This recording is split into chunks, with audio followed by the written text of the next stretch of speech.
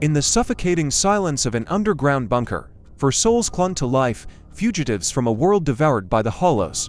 For months, this steel and concrete womb had been their sanctuary, a fragile shield against the insatiable hunger raging on the surface. There was Sana, the group's reluctant leader, her eyes holding a weary strength. Arshad, the pragmatist, his hands always busy reinforcing their defenses. Zubair, the optimist, whose dwindling hope was the last flicker of warmth in their cold, metallic world. And Kashif, the quiet observer, his silence often more unnerving than the distant moans of the infected. Their days bled into one another, a monotonous cycle of ration checks, system maintenance, and the suffocating weight of shared fear. The only rule was survival. The only enemy, they thought, was outside. One morning, the routine shattered. A scream, raw and visceral, tore through the bunker's stillness. It was Sana. The others scrambled towards the sound, their hearts pounding a frantic rhythm against their ribs. They found her in the common area, her back pressed against the wall, a hand clamped over her mouth to stifle a sob. Her eyes were fixed on the floor. There, sprawled in a grotesque tableau, was Zubair, but he hadn't just been killed. He had been undone. His body was a ruin, torn apart not by claws or teeth from an external force, but from within. It was as if something inside him had violently clawed its way out. The sight was so fundamentally wrong, so alien to their understanding of the plague, that it sent a new, more insidious kind of terror creeping into their veins. The hollows couldn't get in. They had checked the seals 100 times. The air filtration was perfect. The doors were impregnable.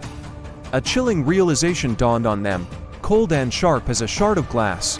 The monster wasn't outside. It was here, locked in the bunker with them. Suspicion, like a toxic gas, immediately filled the confined space. Sana's gaze darted between the two remaining men, Arshad and Kashif. Arshad, always so stoic, now looked pale and agitated. He avoided eye contact, his hands trembling slightly. "It wasn't me," he stammered, the words barely a whisper. "I was in the generator room, all night. You can check the logs." Kashif, on the other hand, was a statue of calm. He met Sana's stare with an unnerving placidity. "Zubair was my friend," he said, his voice level. "Why would I do this?" His composure was almost as frightening as Arshad's panic. In this tomb of paranoia, which was the mask, the frantic denial or the chilling calm, Sana felt the walls closing in. The bunker, once a haven, had become a cage with an unknown predator. Every shadow seemed to lengthen. Every metallic creak of the structure sounded like a footstep. She tried to piece it together. Zubair had been fine just last night, telling a weak joke about their canned beans. What had happened in the few hours of darkness? Arshad became increasingly erratic. He accused Kashif, his voice rising with hysteria. "It's him. He's always been strange, always watching. He never sleeps, I swear it." Kashif simply shook his head, a look of pity on his face. "Arshad, the pressure is getting to you. We're all on edge." Their fragile alliance crumbled into a Mexican standoff of fear. Sana found herself caught in the middle, armed with a heavy wrench. Not knowing which way to point it, she decided they needed to separate. She would take the control room, Kashif the storage bay, and Arshad the living quarters. They would communicate via the intercom, but physical contact was forbidden. It was a flimsy plan, but it was the only one she had. Hours crawled by, each tick of the clock amplifying the tension. Then, the intercom crackled to life. It was Arshad. His voice was a choked, gurgling sound, punctuated by a wet, tearing nose that made Sana's stomach clench. "Sana ... it's not ... double quotes." The line went dead. Sana and Kashif converged on the living quarters, moving with a desperate, fearful synergy. They found Arshad in the same horrific state as Zubair, whipped open from the inside out. The metallic tang of blood was thick in the air, but something was different. Scrawled on the wall in Arshad's own blood was a single, chilling word. Kashif. Pure, unadulterated terror seized Sana. Kashif was standing right behind her. She spun around, wrench raised, her breath catching in her throat. But Kashif's face was a mask of shock and horror. "Sana, he was trying to frame me. He was the one. He killed Zubair. And when he knew you were getting suspicious, he did this to himself to make me look guilty." His explanation was frantic, desperate. But it made a twisted kind of sense. Arshad had been the one unraveling. Perhaps he had snapped, contracted some new, horrific strain of the plague that turned its victims into living bombs. Sana's mind raced, trying to find a foothold in the swirling chaos. Kashif's eyes pleaded with her, "We have to get out of here, Sana, now. The bunker isn't safe. It never was. Our only chance is outside. Outside. The world of the hollows, it was a death sentence. But staying here, with the memory of what had happened in this room, felt like an even worse fate." Looking at Kashif, who seemed just as terrified as she was, Sana made a choice. She nodded, her knuckles white around the wrench. "Okay. We go." Working together, they initiated the emergency surface access protocol.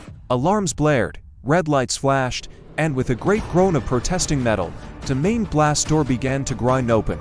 The air that filtered in was stale and carried the scent of decay, but it was the air of a world that wasn't this concrete coffin. They scrambled out into the twilight of a ruined city. The skeletal remains of skyscrapers clawed at a bruised purple sky. The silence here was different, not the sterile silence of the bunker, but the watchful, predatory silence of a hunting ground. They ran. They didn't know where they were going. Only that they had to get away from the bunker, away from the horror they had left behind. After what felt like an eternity, they found refuge in the shell of a burned-out bus, collapsing onto the grimy floor, chests heaving. For a moment, there was a shared sense of relief. They had survived. They were out. Sana looked at Kashif, a flicker of gratitude in her eyes. "We made it." Kashif smiled, but it wasn't the smile of a fellow survivor. It was slow, predatory, and utterly devoid of warmth. The unnerving calm she'd seen in the bunker returned, but now it was magnified, monstrous. "Yes," he said, his voice dropping to a low, guttural timbre that didn't sound entirely human. "We did." Sana's blood ran cold. The pieces clicked into place with horrifying clarity. The calm, the perfect logic, the way he had manipulated her fear. Arshad hadn't framed him. Arshad had been telling the truth. "It was you," she breathed, scrambling backward. "It was always you." Kashif's form seemed to shimmer in the gloom, his features elongating, his posture shifting into something horribly familiar. He looked like the hollows, but somehow more intelligent, more evolved. "Arshad and Zubair were easy," he hissed, the sound vibrating in his chest. "Their fear made them delicious. But I grew tired of the easy prey, the hollows out here. They're mindless, no sport in it." He took a step towards her, his shadow swallowing what little light remained. "The real delicacy," he continued, his eyes glowing with a faint, predatory light, "is a human who has tasted hope right before the end." He lunged. And in the ruins of a dead world, the true monster finally revealed its face. Sana's last scream was a sound no one was left to hear. Thank you for watching. If this story sent a chill down your spine, make sure to hit that subscribe button and turn on notifications. We delve into the darkest corners of horror every week, and you won't want to miss what's coming next. Let us know in the comments what you thought of Kashif's ultimate betrayal. Until next time, stay safe.